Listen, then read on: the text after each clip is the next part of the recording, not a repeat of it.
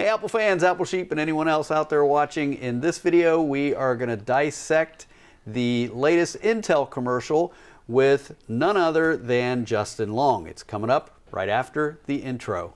This is iTalk.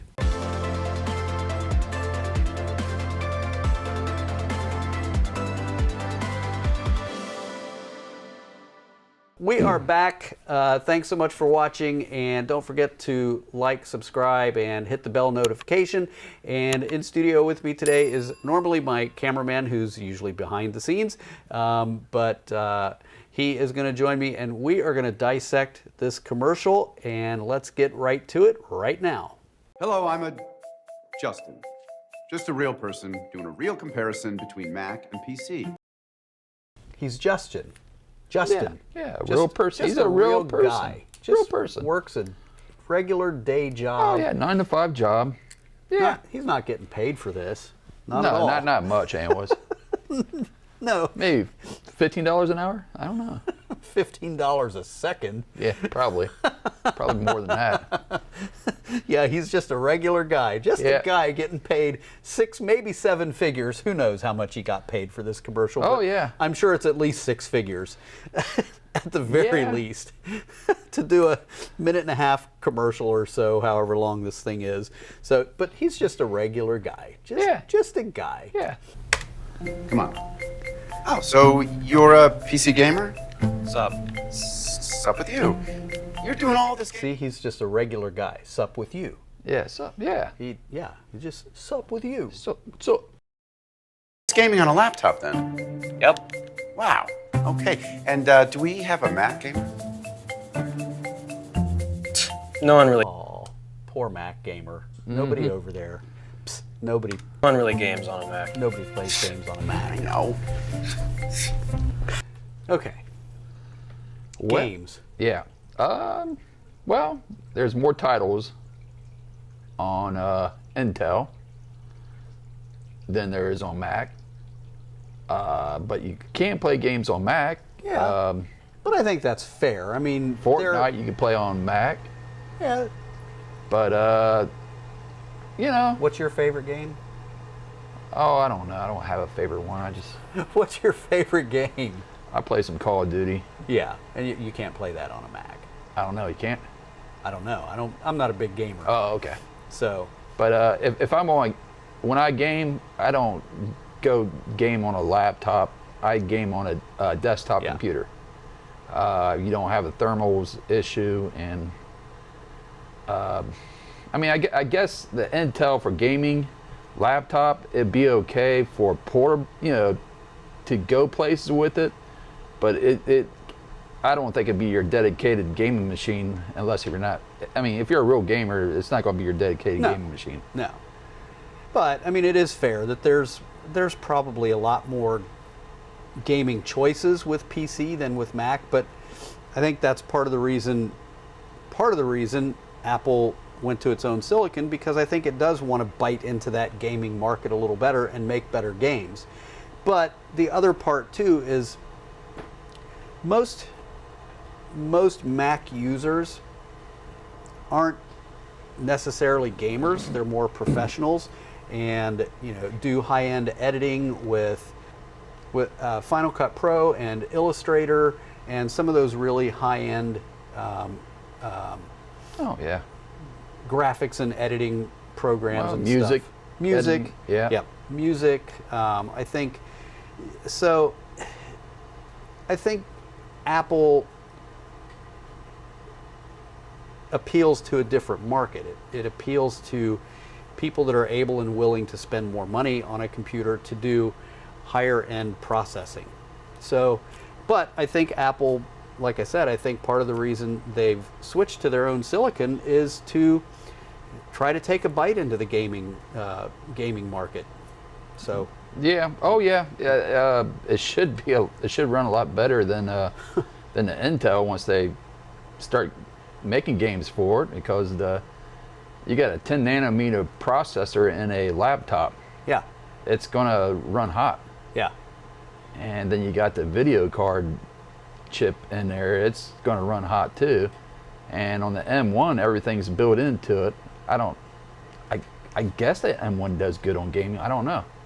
I don't know, but the thermals on the M1 have been the reviews. I haven't used an M1 yet, but the reviews on the M1 as far as thermals have been unbelievable, and battery life. I mean, 21 hours of battery life on these things, and that's just the very first. I mean, we got to remember that too. That's just the very first processor they've put out for their very first entry-level computers. Yeah, and I think when they do start making games for like the Apple Silicon, it's going to be a game changer. Mm-hmm. Because you probably have the same performance on a laptop as you would with a desktop computer, I would imagine. So I can't wait to see what kind of processors they put in the larger MacBook Pros, the 16-inch, and then the desktops, and then eventually the Mac Pro. I mean, they're just going to be mind-boggling. This is a 2018 MacBook Pro, 16-inch right here, and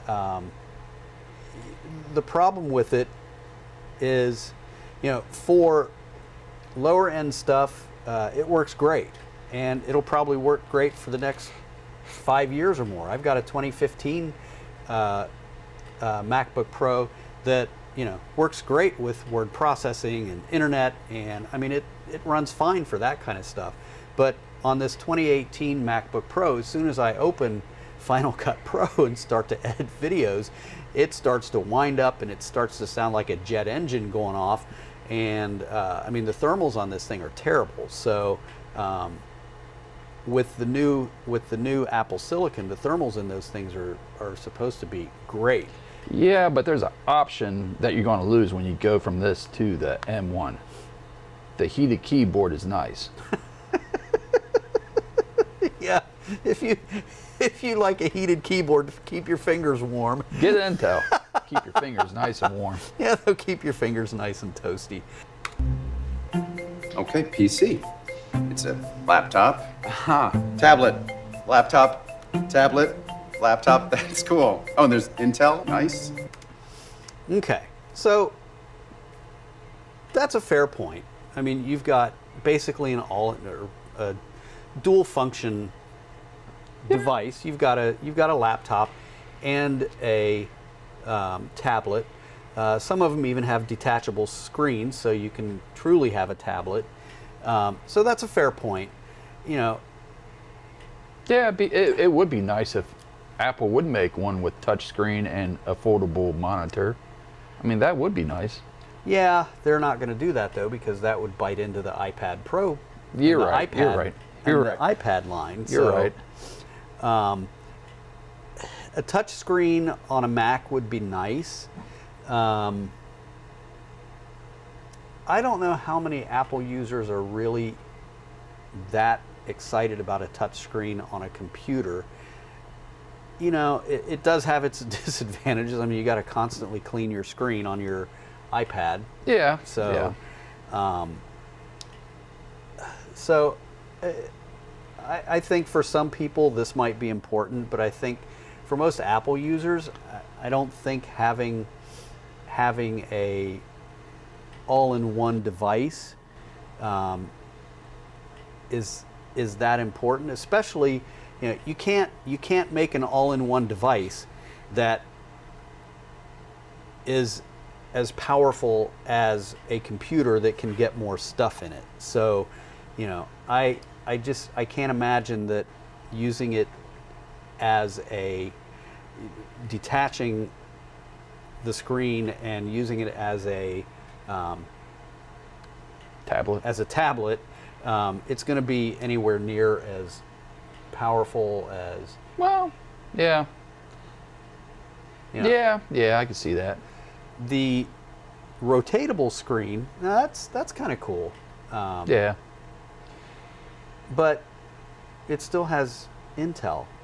Nice. Not so nice. Well, Intel's still using 10, I think, sometimes even 14 nanometer processes. Yeah, I And- think some of them are 14 still, I believe. You Yeah. can probably still buy 4. It's crazy because you get an AMD that has 7 nanometers, runs a lot cooler. Yeah. I mean, And the And M1 cheaper, is the M1 is what? That's a that's a 5. Yeah, it's a 5 Yeah. nanometer process. Yeah, So it's ARM technology too. So it's sort of ARM. Yeah. It's ARM-ish. instead of the x86. Yeah, it's definitely not x86, but it's yeah. And x86 has been around for what, 40 years? Pretty close. 35 anyway. Yeah, I mean it's probably time for a new. New technology. Yeah, well, yeah, new instructions, stuff like that. Yeah. New way to work. New instruction set. I'm thinking what's holding back like Intel and AMD from going there right now is because the operating system. Operating system ain't out there on ARM yet. You got Windows is still x86. You Yeah. got Linux is still x86. Probably when they start moving to ARM, which I would say probably really soon. Yeah, but the Big Sur is optimized for silicon. Okay, and now I've got a laptop, and it's just the laptop. Oh, Yeah, we- also have to get a tablet, I guess. Yeah. And a keypad. And a stylus. And a dongle? These are all PCs? Oh yeah, Intel. Okay, so that's kind of a fair point too. You've got a separate laptop, a separate tablet with an iPad, and the stylus and stuff. But I tell you, I have my iPad Pro and I love it. And one thing you can't do with one of those PCs is you don't have a portable second monitor. And with a MacBook and your iPad with Sidecar, you've got a second monitor. And it's portable and it's on the go. So like when I'm in a hotel, when I'm on call for the hospital, if I need to do editing, I take my Oh, I see what you're saying. Yeah, I take using my- your yeah, using your iPad As Pro as a second monitor Yeah. for your yeah. and you can't do that with that. So if you're editing on Final Cut Pro on one of those, on a PC with x86, well, you wouldn't use Final Cut Pro. You'd probably use Adobe's. What's Adobe's editing program called? After Effects. Yeah, After Effects. Yeah. So if you're using Adobe After Effects, and you're out and you want to work on your video, yeah, it takes a separate device, but you've got that extra monitor that really makes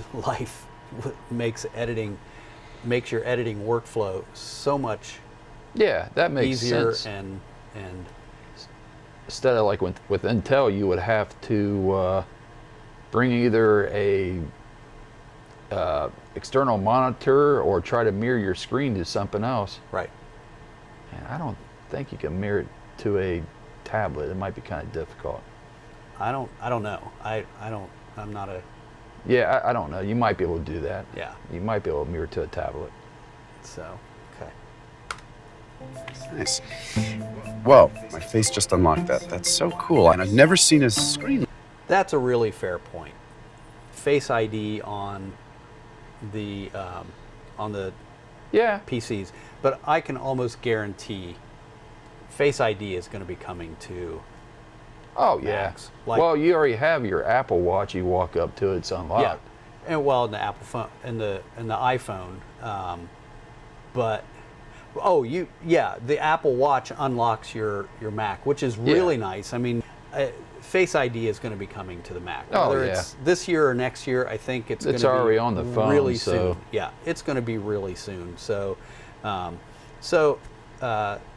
that should be right around the corner.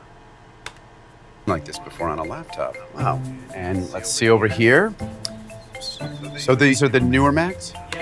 This Yeah. this is fake. There's no way that image is on a MacBook Pro screen.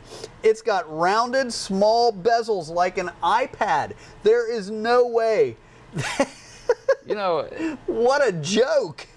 if I'm going to Photoshop an image of my competitor, I sure in the heck wouldn't be making a bezel smaller. I'd be making it bigger. Yeah, well, that's true too, but that there's no way that is a MacBook Pro screen, or It's I mean it says Photoshop. MacBook Pro. That is photoshopped. God, that's pathetic. That's all Yeah, I I can mean- say about that. That is pathetic. Yeah, I mean they're making their screen look better. Yeah. You're taking away the bezel. I mean that's what everybody wants. They want a smaller bezel, and Intel gave Mac a smaller bezel. Good job, Intel. God, that's just beyond bad. Okay, so gray and gray here. Okay. Okay, colors. Okay. I don't care. I think that's, you can call that a fair point, but I don't care if my computer is pink or blue or purple or. Well, they got wraps now. You can wrap your computer. I want it to be fast. Yeah, I want it yeah. to have good thermals. I want it to be powerful, and I want a true all-day battery life. Well, if colors are really that important to you, you could get your computer wrapped. That's right. Who cares about all the colors? And then when you get tired of that color, you could just change it out. And rumor has it too that the MacBook Pros are going to be coming out in different colors too. So if you're really all into all these different colors, I think you're going to have some choice here pretty soon. But is the color that important? I don't think. Not to me. I want to know what it's going to do, but I mean, I've been a Mac guy for 30 years. See, you got one with all these different colors, the other one that runs cooler. Which one's more important Faster. to you? Yeah. Faster, runs cooler. I can get better battery life. I can get pink, blue, purple, green, yellow, and gray, or I can get 20-hour battery life, much faster, much cooler, and for the MacBook Air, not much more expensive. Yeah, not too much. I wonder can we find out the price difference between the new silicone Mac and well, the MacBook Air, the entry level one is $999. That has a 7-core GPU. The processor is obviously the same, the M1 in the MacBook Pro, there's an upgraded MacBook Air that has an 8-core GPU, and that one's $1,249. Well, I wonder how much does that 7-core Intel laptop cost? I don't know. Let's look that up. There's a Dell, let's see, 11th gen Intel for $499. Core i3. That's a Core i3. So that's like 10-year-old technology, at least. Well, they have different versions of iCore 3. It's just talking about what class, how many cores is in it. Yeah. The iCore 3 don't have as many cores as the iCore 5 or 7 or 9. So it's gonna run slower. It's going to run a lot slower. Yeah. So for $500, and that's the cheapest I can find. Okay. There's a Surface laptop. Let's take a look at that one. That one there only has 4 gigs of RAM. 550, 4 gigs of RAM. The other one had 8 gigs. Yeah, the MacBook, all the MacBook Air and the MacBook Pro. This would start probably with- be this one here is a Microsoft. Yeah, that's probably. So this is Core i5, Okay.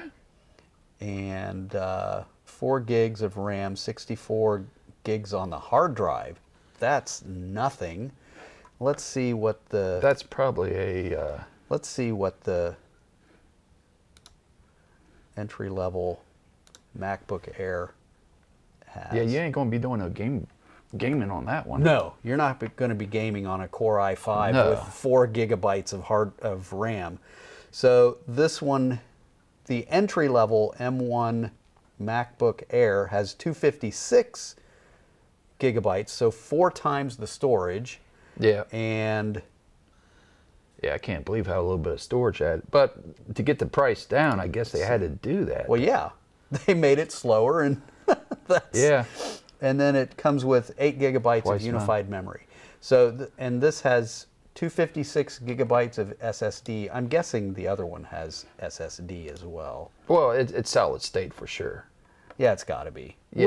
We'll just assume it's SSD. Well, it's either SSD or it could be a M.2 drive.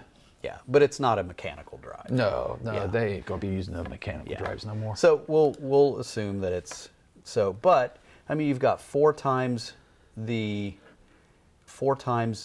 storage and double the RAM on the Mac. on the MacBook Air, and that's just the entry level. And you can get 16. You can double the RAM for $200. So you're talking $999, $1199. So yeah, I mean it's twice as much, but you just get a lot better machine. Well, yeah, especially if when you use like editing programs, it's Yeah. going to run on this. Oh, one. there's no way that No, try to Could- run Blender. Blender. Yeah, try the to run free one. Oh yeah, you couldn't do that. There's no way. No, it would You could not run. not with 4. You couldn't run. Not a- with 4 gigs of RAM. No. You couldn't run a 3D graphics program like that on a computer with 4 gigs of RAM and 64 gigs of hard drive space. Well, the hard drive space doesn't really matter, but Yeah.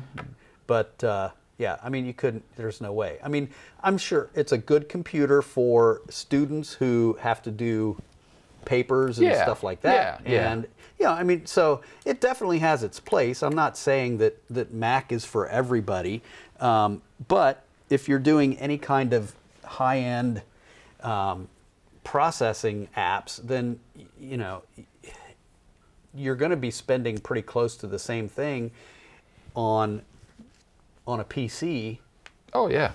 with a 10 or 14 nanometer chip that burns your fingers. Well, warms Keep your them up. hands warm. Yeah. Just hold your hands over the keyboard Yeah. and warm them up in the winter. Your own little personal space heater.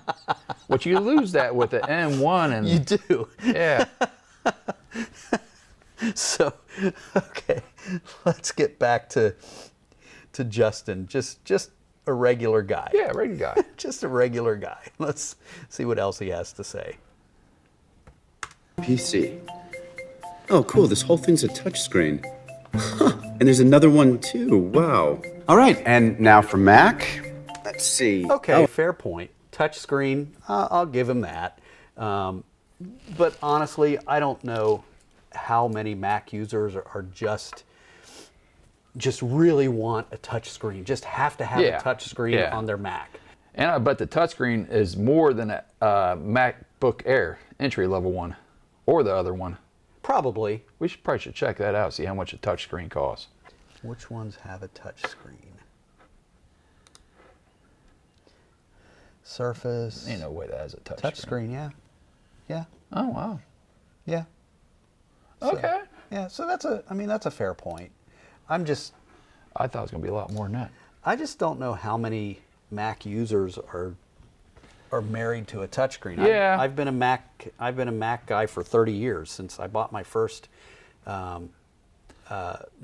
computer in '91, and it was an Apple, and it was a That's Mac. true. And you know, touchscreen would be nice, but you know, a touchscreen on a tablet is almost a necessary thing because you're not going to use a mouse with it, and you don't have a keypad unless you get a separate keypad. So touchscreen on a tablet is almost a necessity. A touch screen on a computer, on a laptop or a desktop, it's not. That's just. I don't think it's necessary, and No. I don't want You're to get right. You're right. fingerprints all over my computers anyway. So, because then you got to clean them all the time. I mean, that and well, yeah, that's true. But if you're like, let's say if you're on the bus or whatever, if you take the bus, touchscreen would be nice where you can just fold it up and you can handle it a lot easier than a. Yeah, but then you're not going to be using a 15 or 16 inch laptop either, and you can just have a tablet. Now, like I said, I think that's a fair point with the Surface having the rotatable screen, and some of the PCs with a detachable screen that you can make it into a tablet. So I think there's probably some good uses for that out there, but I just don't know how many Mac users really care about a touchscreen computer, and the computer is in the computer market, in the computer industry, Mac is like less than 10% of the market. Yeah. So it makes you wonder why Intel is so scared about Mac developing their own processor when 90+% of computers out there are PC-based, Intel-based. Yeah. It just tells you how desperate they are and how worried they are that either this is going to really bite into the PC market. Yeah. But Intel is clearly scared to death. Yeah, I don't know why Intel's so scared for. I mean, yeah, their laptops run hotter. Their laptops are slower. Battery life. Shorter. I mean, I don't know why you'd be scared of that. I mean, well, Intel doesn't have anything. Well, I guess it does have something to do with the Intel battery used life. to be Intel used to be the king of processors. Yeah. And then AMD started, and AMD, they went with another company to build their processors, TSMC, and that's how they leapfrog Intel. They design their own processors, and they have this other company make it for them. And Apple's using the same company to Well, make I think their processors. they're making in-house, I believe. Intel is. No, I'm talking about Apple. The yeah, M1 yeah. is made by the same company, TSMC. Yeah. So, TSMC has their stuff together. I think Intel isn't just worried about Apple. They're worried about x86 architecture, and they've fallen way behind the curve. They're just so far behind the 8 ball right now. Well, yeah, they need to do something. They need to either lead, which they haven't been leading for a little while. Yeah. Either follow or get out of the way, which That's are kind of doing getting out of the way right now. They're getting out of the way, but Yeah. this is a desperate attempt to maybe get back in the way. They need to change their processors. But make better processors. The commercial isn't going to help. You gotta get away from x86. Yeah, colors and the touch screens and stuff like that. Yeah. Colors and touch screen. Those are all. Either that. If you're going to stick with x86, make better x86. AMD's making better x86s. But I don't know how they're going to, because they're already starting to look at 3-nanometer processors. Yeah, that's for the ARM. They're going to have to. Yeah, well, you can't get x86 down to 3-nanometer processes. I don't think. I'm not sure, but they need to come up. Microsoft and Linux need to step their game up and start supporting ARM. Yeah. Before they, I mean.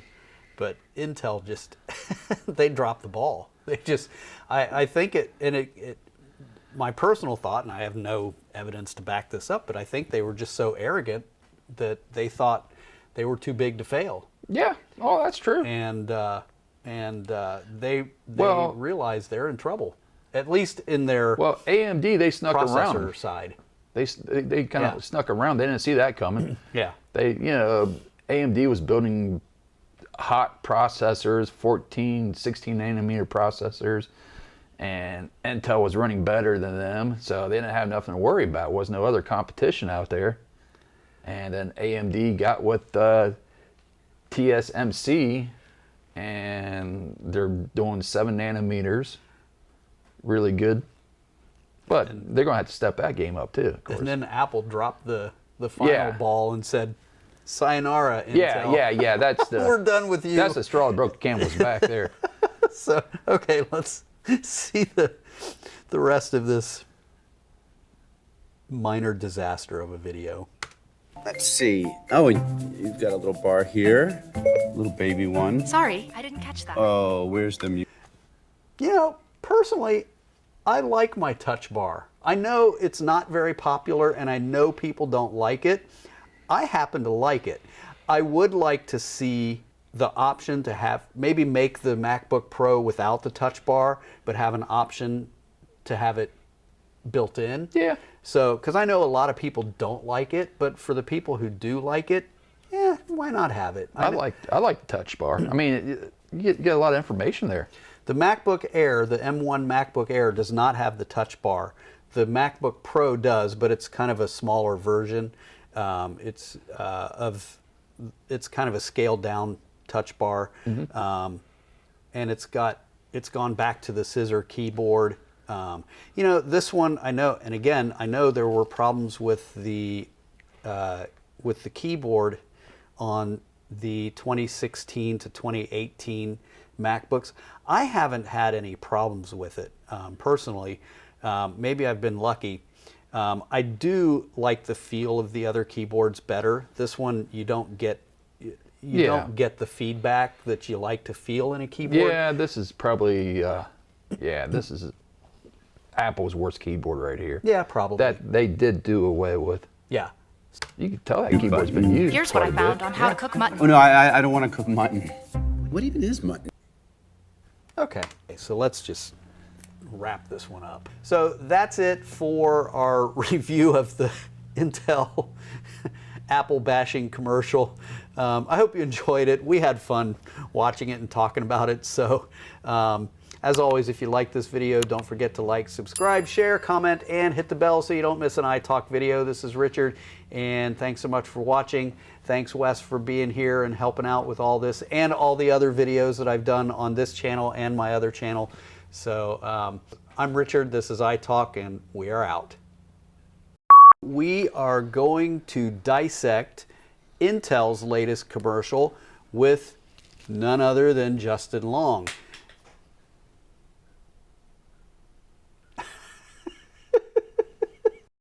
When I say this is Wes, did you say anything? No, I didn't. Okay, well, You just did all the talking. Hi. Hi.